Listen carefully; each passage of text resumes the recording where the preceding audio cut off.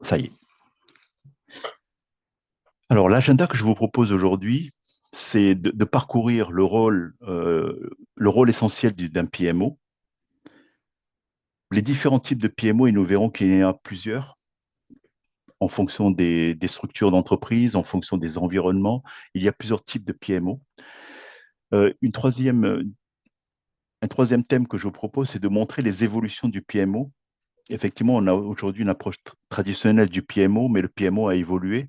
Il évolue dans un contexte avec tous les concepts agiles qui sont de plus en plus déployés dans les entreprises. Le PMO doit pouvoir aussi s'adapter. On a de l'intelligence artificielle qui arrive, qui se, qui se déploie à une vitesse assez impressionnante. Le PMO doit pouvoir aussi s'adapter à ces technologies-là. Donc, je vous montrerai ici, dans cette troisième partie, voilà, quelles sont les évolutions du PMO. Une autre partie que je vous présenterai, c'est le framework CBPMO. C'est un framework qui va nous permettre d'établir ou de mettre en place une structure PMO pérenne, efficace et qui produit des résultats. Dans cette session aussi, nous parlerons de euh, comment améliorer nos connaissances et comment augmenter nos compétences dans le domaine du PMO. Et nous verrons qu'il y a plusieurs métiers dans le domaine du PMO et comment augmenter notre influence dans les organisations. Est-ce que on est dans un PMO par accident, comme dans certaines entreprises? Il y a des entreprises qui ont mis en place des PMO, mais entre guillemets par accident, pas avec une vraie conviction de PMO. Et il y a vraiment des entreprises qui ont mis en place une structure PMO avec une vraie conviction, une vraie stratégie, des vrais objectifs derrière. Mais alors, quel est le rôle du PMO dans ces organisations-là? Et enfin, je vous montrerai la partie formation et certification pour libérer votre potentiel. Alors, commençons déjà par la partie strategic value, donc les valeurs stratégiques du PMO avec les quatre thèmes que je vous ai évoqués, le rôle critique, les différents types, les prochaines évolutions du PMO et le CB PMO framework. Tout d'abord, un petit warm-up. Un petit warm-up. Est-ce que vous savez combien d'entreprises ont une structure PMO aujourd'hui dans le monde? Combien d'entreprises en pourcentage ont une structure PMO? Quelqu'un se lance? 50%. 50. 50%. Mhm. 50%. J'aurais dit 60.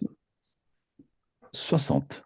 OK. Et il y en a plus que 89%, presque 90%. Presque 90% des entreprises ont une structure PMO. Ça peut être une petite structure comme une structure très sophistiquée, complexe. Mais plus de 89%, presque 90%. Maintenant, une fois qu'on a dit ça, OK, combien, à votre avis, de stakeholders considèrent que le PMO est trop bureaucratique? Enfin, c'est que de la paperasse, c'est que l'administratif, n'apporte pas de valeur. Et ça, c'est une source Gartner.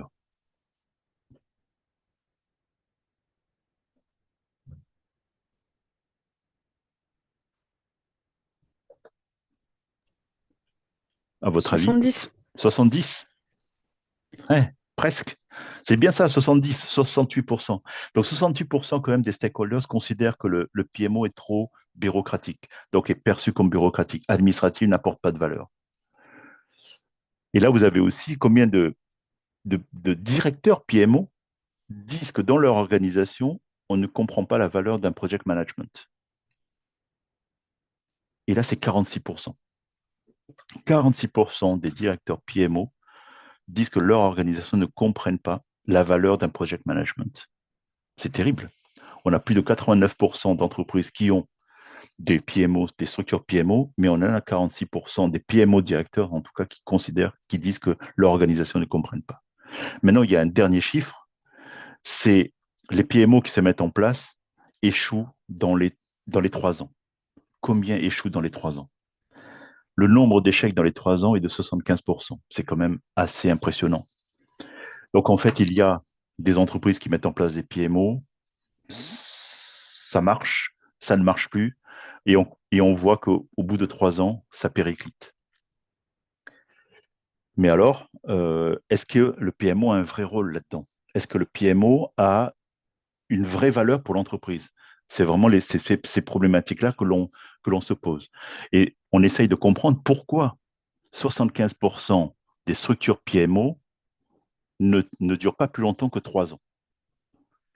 Vous avez ici à l'écran quelques exemples, mais en mettant en avant la valeur. Quelle est la valeur perçue par les organisations du PMO? On a dit 46% ou 68% considèrent que c'est trop administratif, trop bureaucratique. Donc, je ne perçois pas la valeur. Ça ne m'aide pas au quotidien. Un deuxième point, c'est le manque de sponsorship, le manque de sponsors au niveau senior management, au niveau de l'exécutif, vraiment des comités de direction. Des structures PMO se mettent en place, mais pas avec un vrai soutien. Il n'y a pas de vrai sponsor au niveau d'un comité exécutif de direction qui peut dire, voilà, on met en place ça pour ça. Une troisième raison, c'est l'inexpérience des PMO. Alors, même sans parler de certification, on a déjà vu dans les entreprises, on crée des structures PMO, mais pas avec on va dire, des vraies compétences de PMO. On va dire, grosso modo, quelqu'un qui connaît un peu de la gestion de projet, on pourrait le nommer dans la structure PMO. Mais qu'est-ce que ça veut dire derrière? Est-ce que la personne est légitime pour aider l'entreprise à atteindre ces objectifs-là? Un autre point, c'est le manque de vision stratégique. La mise en place d'une structure PMO dépend de ce que veut faire l'entreprise. Ce n'est pas quelque chose qui naît comme ça.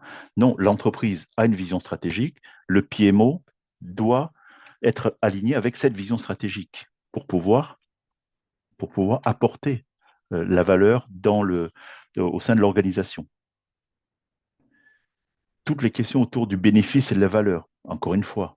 Quel est le bénéfice que l'on retire d'un PMO? Est-ce qu'on peut évaluer le bénéfice d'un PMO? Est-ce qu'on peut évaluer sa valeur? Si je n'avais pas de structure PMO, est-ce que j'atteindrais ces objectifs-là? Et il y a un autre point, c'est le nombre on va dire, de projets qui réussissent dans le délai imparti, respectant le budget, respectant le périmètre.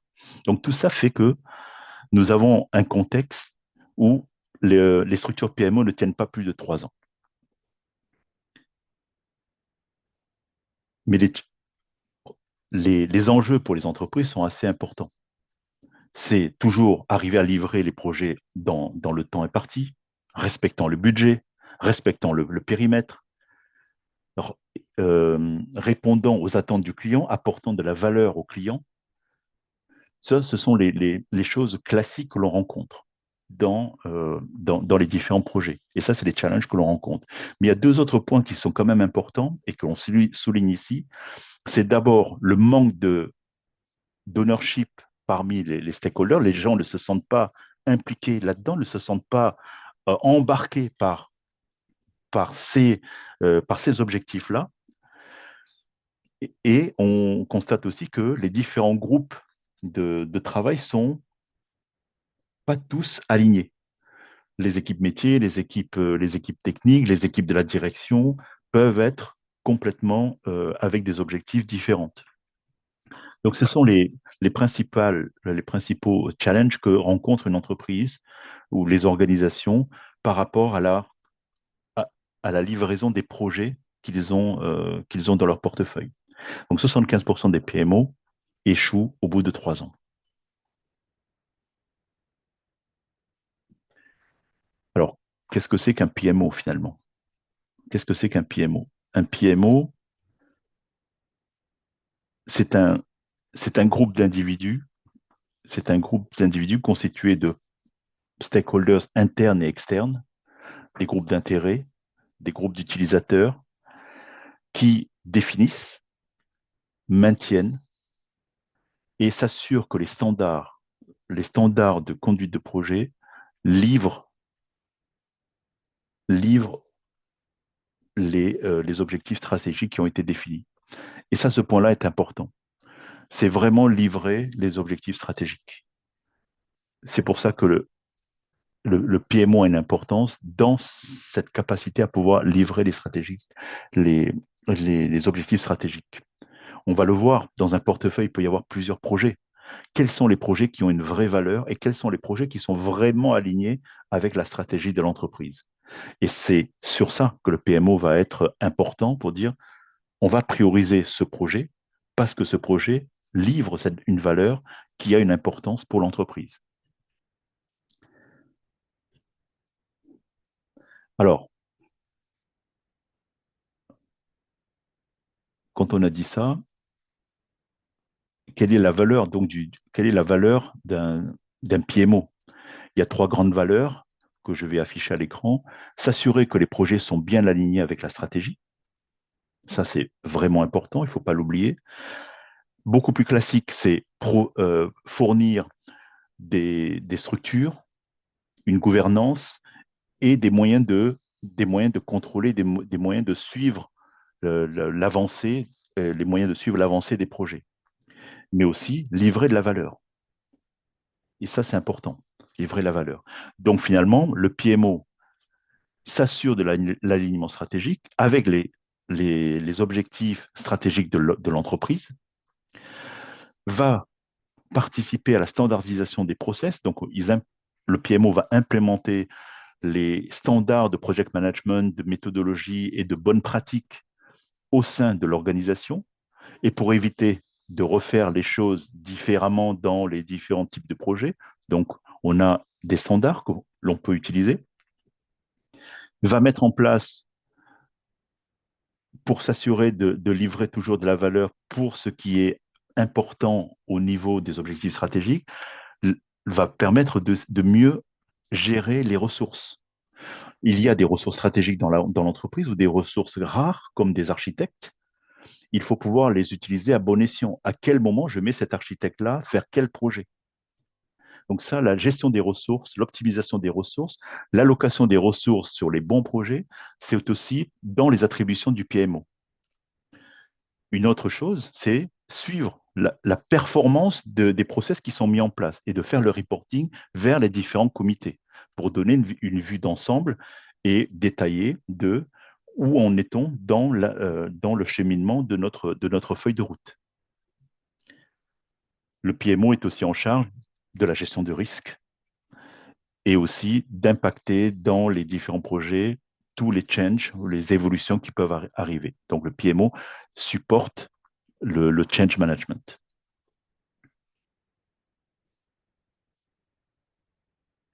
Les bénéfices d'un PMO pour les organisations, elles sont là. Faciliter la complétude des projets, permettre de prendre des bonnes décisions stratégiques, les bonnes décisions rapidement, apporter de la valeur. Apporter de la valeur, s'assurer par exemple que les projets respectent le time to market, respectent le budget qui a été alloué, respectent le nombre de ressources qui a été défini. Donc le PMO, en bénéfice, apporte aussi de la formation, du coaching, euh, amène des standards qui peuvent être utilisés par tous les chefs de projet, toutes les organisations de projet de l'entreprise, mais va aussi faciliter toute la communication entre les différents interlocuteurs.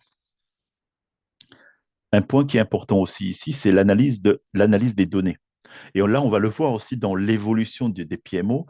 La donnée est un asset important. Ça va nous permettre de prendre les décisions, mais ça va aussi permettre de orienter le projet en fonction de ce qui est disponible.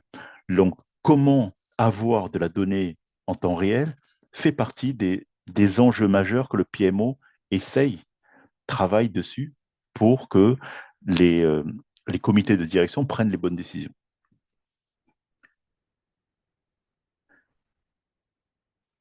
Un certain nombre de KPI sont importants pour la mise en place d'un PMO. Et ces KPI vont être suivis et aussi partagés par les différentes parties prenantes. Donc, les différents KPI d'un projet, on a le pourcentage de projets qui sont livrés en temps et en heure, On peut avoir le nombre de pourcentages de projets qui sont terminés avec le scope qui était défini, le nombre de bénéfices qui a été réalisé par rapport à ce qui a été espéré. Donc, en fait, tout ça, ce sont des KPI que l'on peut définir pour un PMO. Donc, tous ces KPI-là doivent améliorer la complétude des projets, donc améliorer vraiment la complétude. On arrive à respecter le scope, on arrive à respecter le délai et le budget. Améliorer la prédiction, la gestion de risque, essayer d'anticiper un certain nombre de choses, essayer d'anticiper le manque de ressources, essayer d'anticiper les dérives de scope qui vont arriver, donc améliorer la prédiction. Les stakeholders, la satisfaction des stakeholders, et on pense aux stakeholders métiers, c'est eux qui attendent la livraison du produit. Donc, c'est améliorer la satisfaction des stakeholders. Prioriser les projets qui améliorent le retour sur investissement. On a dit tout à l'heure, il y a un certain nombre de projets, mais lesquels on privilégie? Ceux qui sont en relation avec les objectifs stratégiques de l'entreprise. Et donc, par rapport à ces projets-là, on va être beaucoup plus regardant sur la partie ROI. Le time to market. Est-ce qu'on est dans un projet où on part avec un effet tunnel, ou on est dans un projet où on va délivrer un MVP et ensuite on va améliorer, apporter de l'évolution qui a toujours de la valeur pour le métier pour être au plus près des besoins de notre business. Le time to market est très important. Améliorer la gestion des ressources, je l'ai dit tout à l'heure, améliorer la gestion des process, les différents process. Quand on parle de process, c'est les process, les procédures, mais tous les templates que l'on peut utiliser aussi et qui vont être les mêmes pour tous les projets et l'optimisation du budget. Ça, ce sont les KPI. Et finalement, en termes de métriques, le PMO va être évalué sur sa capacité à pouvoir suivre les impacts sur la stratégie, va être évalué sur sa capacité à pouvoir livrer les projets, sur l'efficacité opérationnelle des processus qui sont mis en place, sur la justesse de la gouvernance qui a été établie, la gestion des ressources, le retour sur investissement et la relation avec les différents stakeholders. Donc, le rôle du PMO est assez important.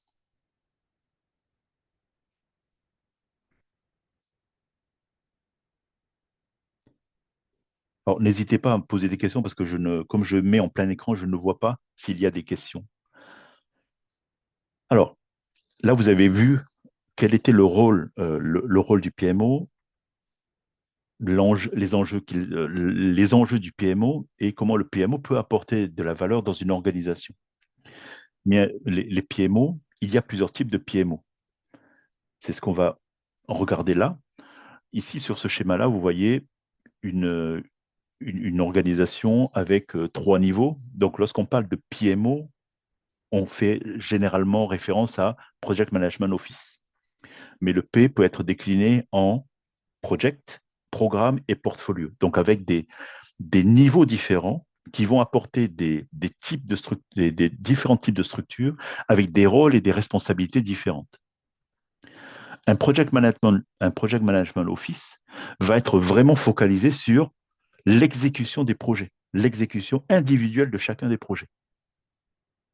Ça, c'est le rôle majeur principal du project management office. Il va fournir des outils, des templates, va fournir tout un support pour pouvoir délivrer les projets. Le programme management office, lui, il va collecter les projets et les regrouper, les projets similaires qui ont le même objectif dans un programme. Et donc, ces projets-là ont tous les mêmes orientations, les mêmes objectifs. Donc, ils sont regroupés dans un programme. Et on suit l'intégralité, et on dit que le programme est atteint lorsque l'intégralité des projets a été livrée. Le portfolio management, lui, il se trouve vraiment au niveau au-dessus. Il englobe l'intégralité. C'est le PMO des PMO. Donc, il est au niveau vraiment priorisation, budget, retour sur investissement, sélection des programmes qui ont de la valeur et qui ont un sens par rapport pour l'entreprise. Donc, il est vraiment, vraiment au-dessus.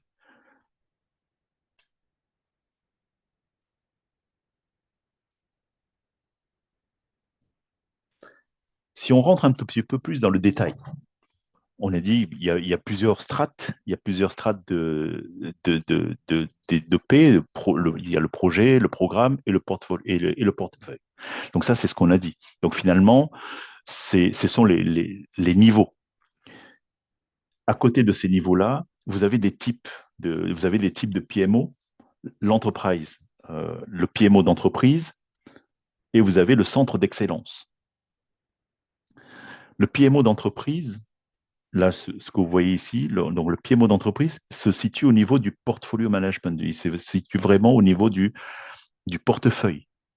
Et donc, le PMO d'entreprise, il opère au niveau du portefeuille. Donc, il est orienté vision stratégique pour l'intégralité du portefeuille de tous les programmes et de tous les projets.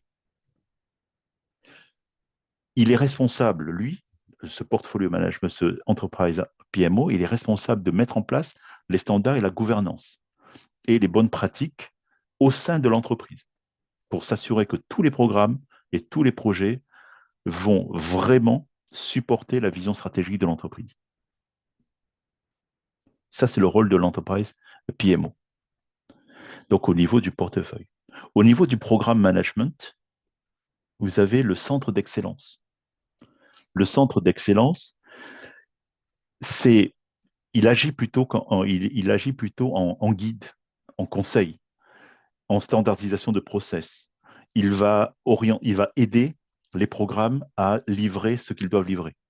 Donc, ils produisent des conseils, de l'expertise, des guides. Il aide les programmes à atteindre leurs objectifs. Donc, c'est là-dedans, centre d'excellence, vous avez toute la collection des procédures, des templates, les standards, les best pratiques qui doivent être utilisées par les différents programmes et les différents projets. Et enfin, vous avez le niveau au niveau des projets, où là, c'est ce qui est dans le centre, vous voyez le triangle et les autres cases. Et ça, c'est ce qu'on vit, ce que beaucoup vivent au quotidien, c'est vraiment la gestion du projet. Et dans ce cadre-là, vous avez plusieurs types de PMO. Vous avez des PMO qui peuvent être directives, supportives ou des PMO de contrôle. Les PMO supportives, ce sont les PMO qui apportent plutôt du support au niveau des projets, qui apportent des outils, des templates, encore une fois, qui viennent des centres d'excellence et qui sont déployés dans les différents projets. Donc, ils supportent vraiment le projet, mais ils n'ont pas de pouvoir de contrôle et n'exécutent pas les projets. Il y a des PMO directives. Les PMO directives, ce sont vraiment des PMO intégrés qui contrôlent les ressources, qui gèrent directement les projets, qui assignent les chefs de projet aux différents projets, qui ont, comment ça s'appelle, qui gèrent les ressources pour les attribuer au bon moment dans les différents projets. Donc, le directif PMO a un vrai rôle d'exécution de projet.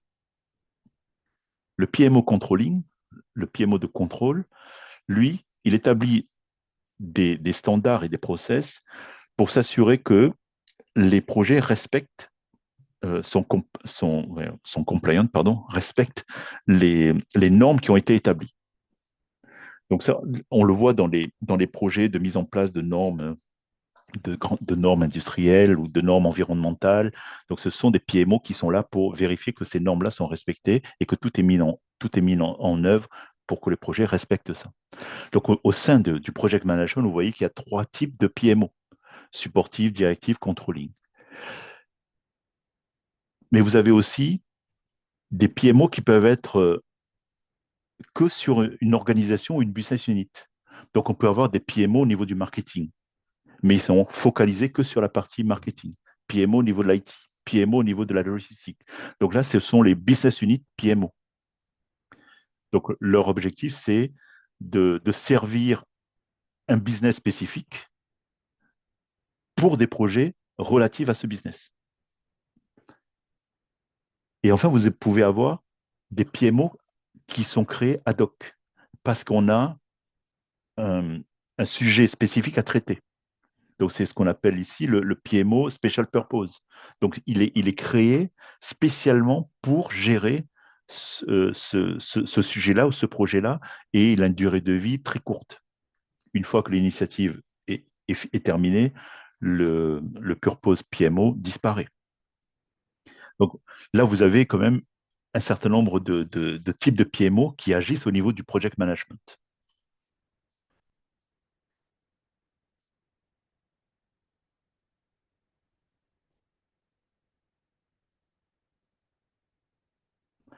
Donc, vous avez vu la valeur que peut apporter le PMO. Vous avez vu les différents types de PMO, et ces différents types de PMO vont être décidés au niveau par rapport à la stratégie de l'entreprise, c'est ce que je vous ai dit, mais aussi par rapport à l'environnement, la structure de l'entreprise. Lorsqu'on est dans des PMO très directifs, c'est que l'organisation de l'entreprise est très orientée projet, est orientée très projet, donc le PMO a une place beaucoup plus importante. Une organisation qui est plutôt fonctionnelle, pas orientée projet, on a des PMO beaucoup plus faibles, entre guillemets. Donc, ils n'ont pas de ce poids-là. Ils seront plus dans la partie vraiment conseil, s'assurer de la compliance, de la compliancy de certaines choses, mais ils ne sont pas vraiment partie prenante d'un projet.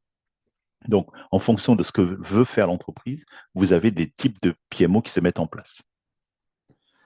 Maintenant, est-ce qu'on est dans une approche traditionnelle du PMO? On peut avoir une approche traditionnelle du PMO, mais on a aussi quels sont les challenges que, que doivent, les challenges que doivent relever le PMO.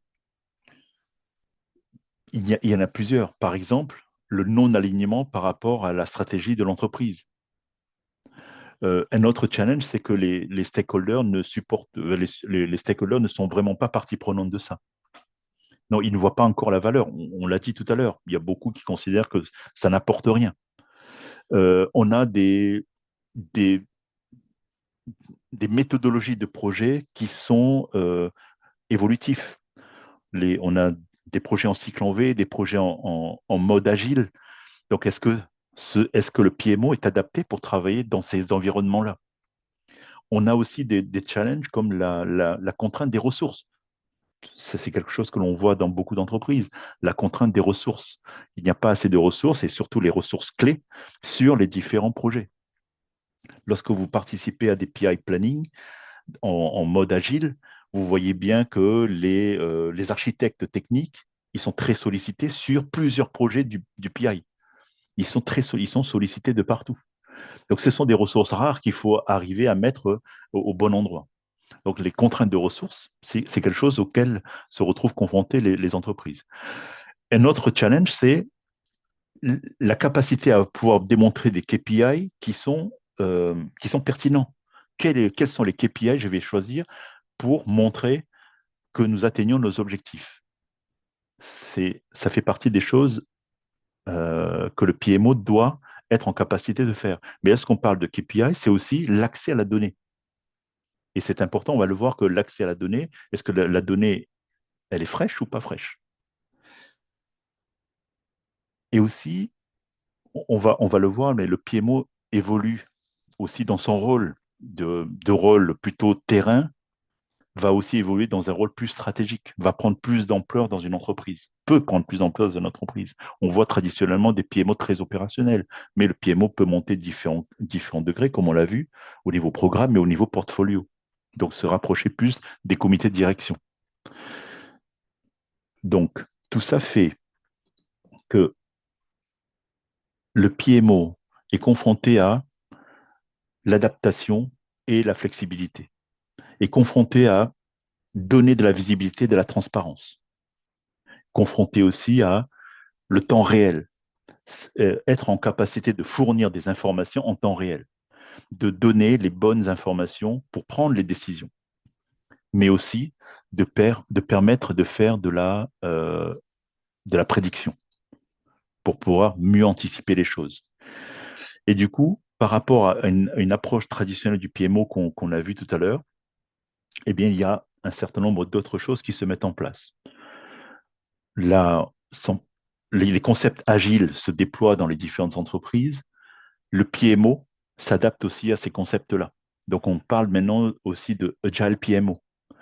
Donc, pour ceux qui sont habitués à la méthode, au concept agile, là, vous avez cette représentation que l'on trouve sur comment s'appelle, les sprints au niveau de agile.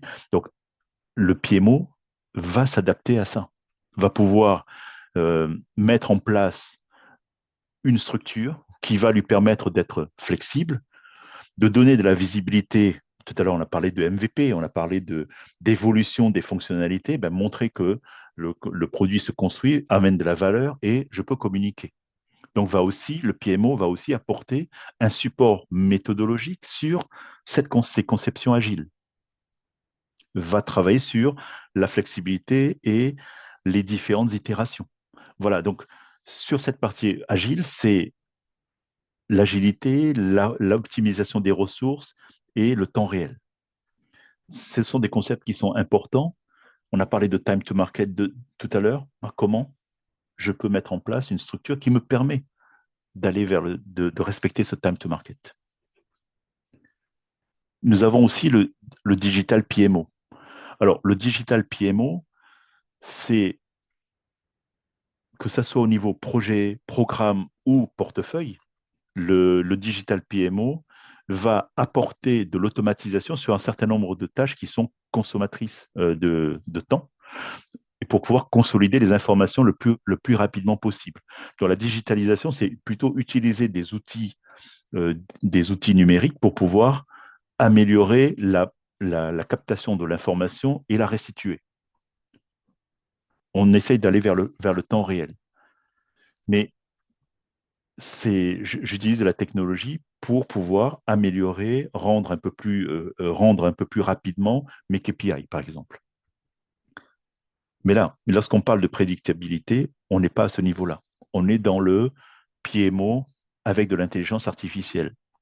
Oui, comme l'intelligence artificielle est maintenant très répandue, commence à se répandre dans les entreprises, le PMO aussi s'adapte à ça et lui aussi a développé des solutions sur la base d'intelligence artificielle. Donc, que ce soit le digital PMO ou l'intelligence artificielle PMO, ils sont tous les deux basés sur de la technologie, mais avec des objectifs complètement différents. Avec l'intelligence artificielle, c'est vraiment améliorer la prédictivité. C'est vraiment ça. C'est pouvoir bénéficier de l'expérience de, de l'expérience des différents projets, voir comment les choses évoluent et puis faire des prédictions pour pouvoir anticiper les décisions demain. Donc, vous voyez que le PMO n'est pas resté sur une approche très traditionnelle qu'on a du PMO et il évolue aussi avec avec son environnement. Mais évoluer avec son environnement va nécessiter aussi d'adapter un certain nombre de procédures, un certain nombre de normes et de gouvernance.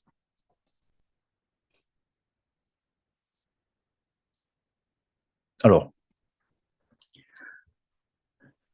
là, vous avez vu tout ce que le PMO peut apporter, les contraintes, les challenges auxquels le PMO est confronté et comment le PMO évolue. Maintenant, vous pouvez vous situer à différents niveaux. Vous êtes dans une entreprise où vous voulez établir un PMO, mais vous pouvez aussi dans une entreprise où vous avez un PMO qui existe déjà, mais vous posez la question, est-ce que ce PMO réellement est performant? Est-ce que ce PMO livre la valeur qui était attendue de la part de ce PMO? Donc là, je vous présente le framework, mais avant de passer sur le framework, on va juste s'arrêter sur sur ce graphe-là, où là, vous voyez que tout part de les orientations stratégiques de l'entreprise, la mission, la vision et quels sont les business objectifs que l'entreprise veut réellement atteindre. Et par rapport à ça, le PMO doit développer une stratégie qui est vraiment en accord avec ses business orientations. Donc, j'avais dit tout à l'heure, le PMO ne naît pas comme ça. Il est vraiment lié à ce que veut faire l'entreprise. Donc, le PMO établit une stratégie en relation avec la mission, la vision de l'entreprise. Et à partir de là, ils vont décider, est-ce qu'on va être au niveau portfolio management? Ça fait sens d'avoir un niveau très high level et ensuite on va décliner en différents programmes projets, ou bien on va être plutôt au niveau programme management ou dans beaucoup de cas, on sera au niveau project management. Donc ça, c'est important pour ne pas se tromper. Est-ce qu'on va mettre en place la bonne structure de PMO que l'on veut par rapport à ce qu'on veut faire? Mais de toute façon, que l'on soit aux différents niveaux, portfolio, programme, project, en fonction de la stratégie qui a été établie, comment, à partir de cet alignement stratégique de l'entreprise, mais comment je mets en place ce PMO-là? Comment je mets en place une structure qui va me permettre de livrer de la valeur mesurable? Donc, c'est le point d'interrogation que l'on a aujourd'hui. Et pour ça, il y a ce framework CBPMO. Alors, le framework, c'est un cadre méthodologique. On va le décliner rapidement, qui est composé de 4 composantes. Il est composé de 4 layers. On a les fondations, la partie exécution, la partie support et la partie leadership et sponsorship. Donc, la partie fondation, le foundation layer, lui, il va fournir tous les principes, les structures, la méthodologie, tout ce qui est essentiel pour l'établissement d'un PMO. Je vais rentrer tout à l'heure, je vais vous le montrer.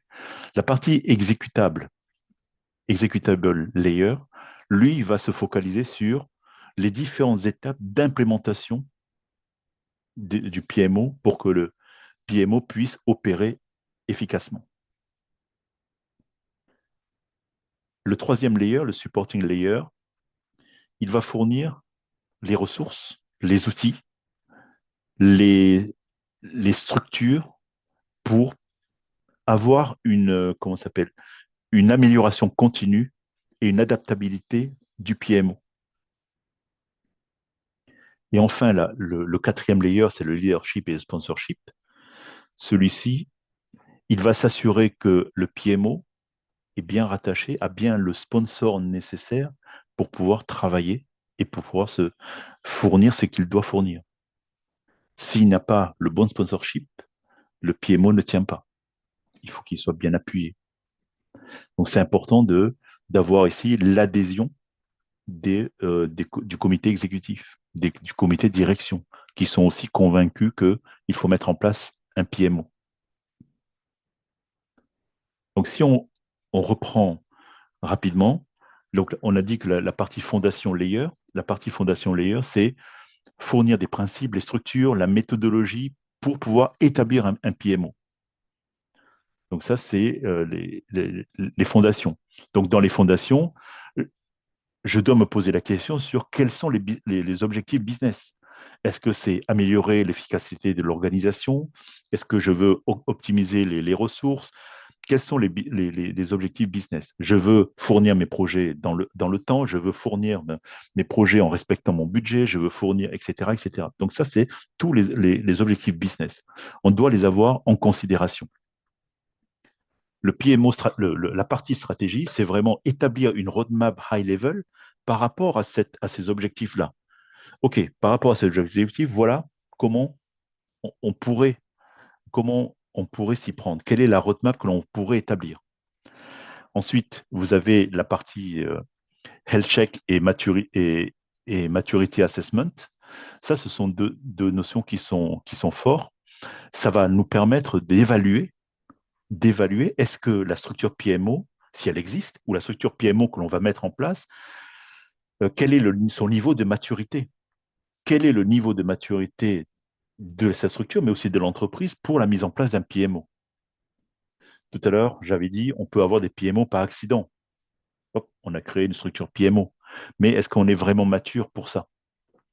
Donc, c'est important de travailler sur ça. Définir les fonctions du PMO. Quelles sont les fonctions que le PMO peut fournir? Et enfin, définir une roadmap et une charte. Ça va développer une roadmap, une feuille de route et formaliser une charte pour que euh, tout le monde puisse comprendre quelles sont les fonctions et les missions quelles sont les missions du PMO et quelles sont les fonctions et les services que le PMO peut rendre. Et ce PMO Charter constitue un engagement du PMO à à mettre en place un certain nombre de choses. Le deuxième layer, c'est la partie exécutable, exécution. Là, on va parler de procédures, de gouvernance. Donc, c'est toute la mise en place des procédures pour mener les projets, comment on va faire la gestion de risque, comment on fait la gestion des évolutions, quelle gouvernance va être mise en place, des gouvernances au niveau des projets, des gouvernances beaucoup plus haut que les projets. Donc ça, ça va permettre au PMO d'opérer. La définition des KPI, tout à l'heure on en a parlé, quels sont les KPI pertinents que l'entreprise veut suivre? Quels sont les rôles et les responsabilités que l'on va mettre au sein des structures PMO? Est-ce qu'on a que des PMO officers? Est-ce qu'on a un directeur PMO? Est-ce qu'on a un sponsor PMO? Donc, quels sont les rôles et les responsabilités? Quelles sont les compétences que l'on va mettre dedans pour que les gens qui prennent les rôles de PMO soient légitimes dans ce qu'ils font? Évaluer le retour sur investissement, évaluer le retour sur investissement que le PMO va apporter. Combien de projets dans le portefeuille ont atteint les objectifs et combien de projets ont été déployés avec un retour sur investissement qui est mesurable. Donc, si le PMO est en charge de l'intégralité d'un programme ou d'un portefeuille, il va être évalué sur ça. Est-ce qu'il a choisi, est-ce qu'il a permis de choisir les bons projets à mettre dans la feuille de route prioritaire? Comment je vais tracer la performance du PMO? Donc, vous voyez que ici, le PMO n'est pas seulement je donne des conseils ou je vais supporter ou je vais contrôler, mais il est aussi lui-même évalué. Et le fait d'être évalué fait que, on va dire, le PMO est beaucoup plus engagé dans ce qu'il fait. Je n'ai pas parlé du proof of concept, mais lorsqu'on met en place lorsqu'on met en place un PMO, peut-être ne pas partir sur quelque chose de trop grand, mais essayer par un POC, est-ce que ce que je veux mettre en place dans ma roadmap a un sens ou pas? Je vais le tester. Je vais voir si j'ai l'adhésion des stakeholders, est-ce que j'ai l'adhésion du comité de direction? Je vais leur montrer des choses. Donc, même au niveau de la démarche de la mise en place d'un PMO, on peut mettre en place ces POC que l'on fait généralement dans un certain nombre de projets. Et quelque chose aussi important, c'est que ce n'est pas parce qu'on a fait le health check une fois ou le maturity assessment une fois pour voir si le PMO il est vraiment mature, il est vraiment assez fort pour ça, qu'il ne faut pas le refaire. Donc, le continuous improvement fait qu'on re-questionne à chaque fois le PMO parce que l'environnement a évolué. Là, tout à l'heure, on a parlé de time to market, on a parlé de nouveaux concurrents des nouveaux concurrents arrivent, ils mettent en place des nouveaux produits. Voilà comment le PMO, tout ça, va s'articuler pour que on améliore continuellement ce fameux PMO. Alors, ensuite, vous avez toute la partie layer qui va supporter ce PMO-là. Donc, la partie supporting, va fournir les ressources, les outils, mais aussi toute la structure qui va permettre au PMO d'être en constante amélioration et de pouvoir s'adapter. Donc, ce sont des environnements, ce sont les technologies, technologies avec le digital PMO, avec l'intelligence artificielle. On a des équipes structurées de PMO. On a aussi le succession plan, c'est on a assuré la continuité au sein du PMO, parce qu'il y a des gens qui partent, des gens qui arrivent. Comment j'assure cette continuité pour qu'il n'y ait pas de rupture? Donc, un PMO qui part et est remplacé par un autre, il doit pouvoir assurer le même niveau de service que son prédécesseur assez rapidement. Donc, et aussi, quelles sont les fonctions support que je vais mettre en place? Quel est le type de structure PMO je vais mettre en place en fonction de mon organisation? Est-ce que je vais être plutôt directif, plutôt supportif? Est-ce que je veux un ad hoc PMO, etc.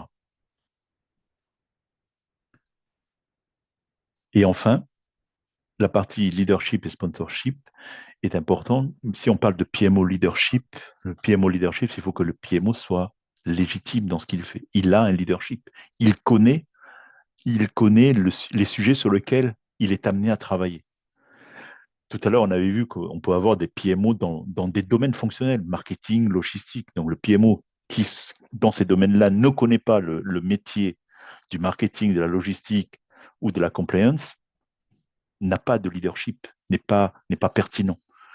Alors, lorsque vous remontez à un niveau de programme et de niveau de portefeuille, effectivement, le leadership est important pour entraîner, les différents stakeholders.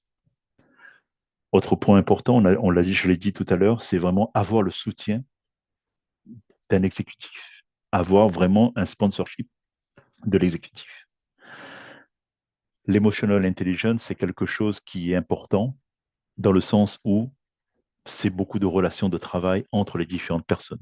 Comment s'assurer que les décisions que l'on prend, comment s'assurer que les, euh, euh, les échanges qu'il y a entre les différents services se passent bien. Tout à l'heure, dans le slide que je vous ai montré, je vous ai dit, dans certains projets, les stakeholders ne sont pas tous alignés. Le rôle du PMO, c'est de mettre de la fluidité là-dedans, c'est de mettre du lien. Et donc, c'est prendre en compte un certain nombre de choses que vit le client, quelles sont les contraintes que vivent les équipes techniques pour pouvoir les rendre plus concrets, compréhensibles par tout le monde. Et ça, c'est important.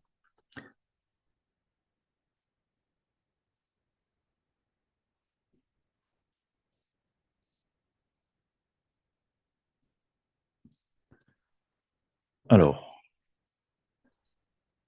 est-ce que, est-ce que vous avez des questions par rapport à cette première partie, avant d'enchaîner sur les bénéfices du PMO avec la certification et le training? Toute cette première partie-là, c'était vraiment pour dire, voilà, quel est le rôle d'un PMO et comment le PMO évolue aussi dans son environnement et quelle est la valeur que peut apporter le PMO. Donc, si vous n'avez pas de questions, je vous propose de partir sur maintenant la deuxième partie du webinaire. C'est les bénéfices de la certification PMO et de la formation. Alors, tout à l'heure, on a parlé d'une structure PMO, mais lorsqu'on dit ça, c'est une structure PMO professionnelle. Ce sont des personnes qui, qui sont, qui ont, qui connaissent les rôles, les missions d'un PMO et qui sont légitimes pour pouvoir mener ces missions-là. Donc, comment élever ces compétences-là? Dans, en fonction des organisations, vous avez plusieurs niveaux de PMO et vous avez, on va dire, euh, euh, euh, plusieurs intervenants. Ça peut être des intervenants qui font juste de la coordination de projet. Tout à l'heure, on a dit on a 89% d'entreprises qui considèrent avoir une structure PMO, mais ça peut être juste des projets coordinateurs. Dans certains cas, c'est des PMO analystes parce qu'ils vont juste récolter des informations, faire les analyses et fournir les KPI, la gestion de risque, toutes ces choses-là. Dans d'autres structures, vous avez des PMO officers, donc des managers PMO, etc. Et vous avez aussi jusqu'à des senior managers, des team leaders, jusqu'à le chief project officer. Donc ça veut dire qu'il y a plusieurs rôles dans une structure PMO, plusieurs rôles possibles. Et donc on peut être dans des niveaux très opérationnels jusqu'à des niveaux très stratégiques, très vision.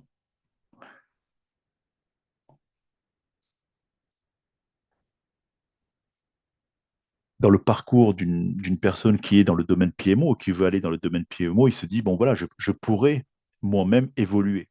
Pour pouvoir évoluer, eh bien, il va falloir acquérir de la compétence. Acquérir de la compétence pour être de plus en plus influent, dans le bon sens du terme. Et comment acquérir de la compétence? Par un certain nombre par un certain nombre de choses que j'affiche ici, comme le développement des compétences, par des certifications, par de l'expérience aussi, par un réseau et une communauté qui permet aux professionnels d'échanger sur les bonnes pratiques, d'échanger sur les difficultés qu'ils ont rencontrées pour voir comment dans telle organisation ils les ont traitées. Donc un réseau de network, un réseau important de communautés PMO ou de professionnels de la gestion de projet, mais aussi par de, de l'amélioration continue et toujours de l'alignement avec la stratégie de l'entreprise. Donc ça, ce sont les façons de acquérir plus, plus de compétences, plus d'expertise. Et ce sur lequel je vais juste maintenant m'attarder, c'est la partie développement des compétences, la certification et le réseau. Ce sont ces points-là qui sont importants dans la partie euh, formation et certification que je vous ai évoqué au début du séminaire. Donc, il y a plusieurs niveaux de, de certification. Il y a de la formation PMO pour apprendre le rôle, le métier d'un PMO, mais aussi comment établir une structure PMO, mais il n'y a pas de certification PMO. Et le PMO Global Institute délivre des certifications, est le premier organisme mondial à délivrer des certifications et des certifications qui sont reconnues, comme les certifications PMP ou SAFE, ce sont des certifications reconnues. Au niveau du PMO, il n'y en a pas. Vous avez ces certifications-là qui sont maintenant mises en place. Et vous avez plusieurs niveaux. Un premier niveau qui est le Certified Associate in PMO. Là, c'est vraiment pour les personnes qui veulent avoir des connaissances sur le PMO, un peu plus que le vernis quand même, et être capable de gérer des tâches simples. Vous avez le Certified Baseline PMO Consultant. Celui-ci, c'est vraiment la certification qui vous donne les connaissances avancées et qui vous permet de maîtriser le framework que je vous ai montré tout à l'heure, le CB PMO Framework, de maîtriser ce framework-là, des 4 composantes du layer et de voir comment je peux implémenter ce PMO-là. Et enfin, il y a une troisième certification qui a été mise en place, c'est la certification des PMO agiles. Donc, dans un contexte agile, comment le PMO doit être mis en place, comment il doit s'adapter. Donc, il y a 3 niveaux de certification et ces 3 niveaux-là, ils s'adressent à des populations différentes.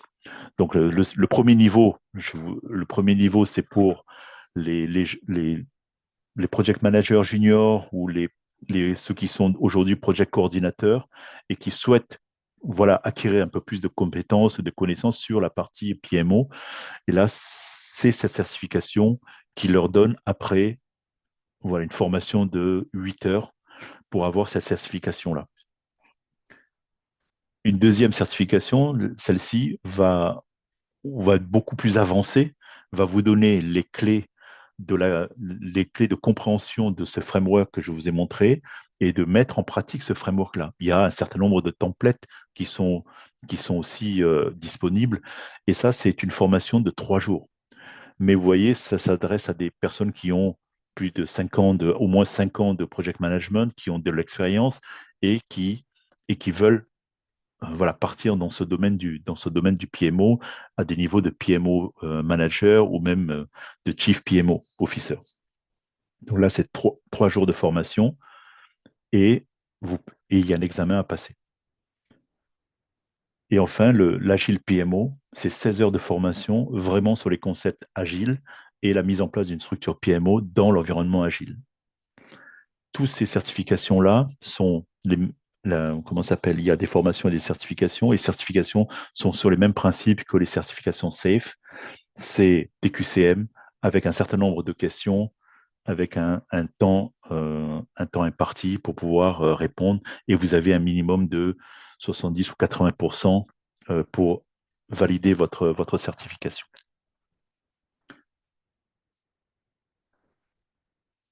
Mais une fois que vous passez cette certification-là, tout à l'heure, il y avait dans le slide de comment aussi améliorer nos connaissances, il y a ce fameux networking et communauté. Donc, quand vous passez cette certification-là, vous êtes membre du PMO Global Institute, et vous êtes, étant membre de ce global, de cette communauté-là, vous participez à des séminaires, vous participez à des échanges, à des tables rondes, et vous participez aussi, vous pouvez vous-même être apporteur de sujets, échanger sur des best practices. Donc, vous avez accès à un réseau assez large, puisqu'il y a, on a dit, plus de 3500 membres répartis dans 100 pays, avec des partenaires dans plus de 60 pays. Donc, vous avez une vraie communauté PMO qui a été mise en place et auquel vous avez accès. Et les deux guides que je montre là, c'est le PMO Guidebook, qui lui donne, on va dire, de façon très, très détaillée, toute la description d'un PMO. Et vous avez le deuxième guide qui est le Agile PMO Practice Guide, qui donne, lui, les clés de la mise en œuvre d'un PMO agile. Donc, par rapport aux enjeux du PMO, j'espère que vous avez saisi l'importance d'un PMO et comment un PMO peut créer de la valeur. Et par rapport à ça, pour éviter de mettre en place des PMO qui ne sont pas pertinentes, et pour éviter les 75% de PMO qui périclitent, eh bien, il y a un certain nombre de choses à faire: améliorer ses connaissances, se former, être, pourquoi pas, certifié pour être beaucoup plus légitime dans la formation, dans la profession de PM.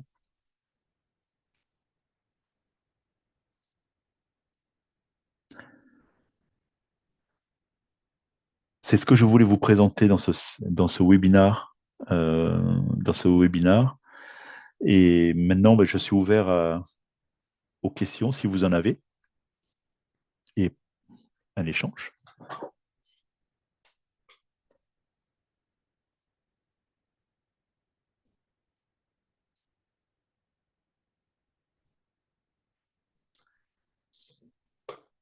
Elle coûte combien la certification? C'est une bonne question. La certification CBPMO coûte 1400 $.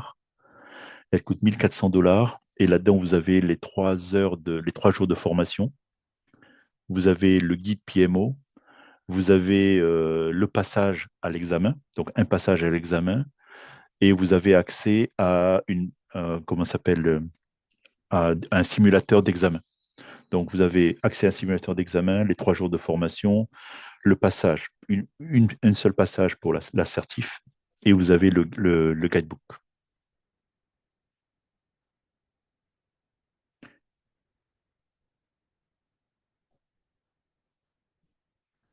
Est-ce qu'on peut le faire avec moi ou avec un centre agréé?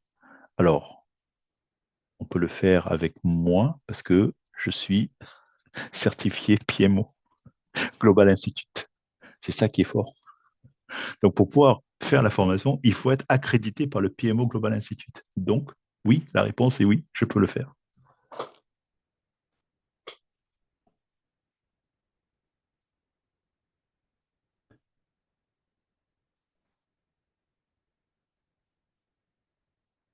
D'autres questions de votre côté? Ça vous paraît clair?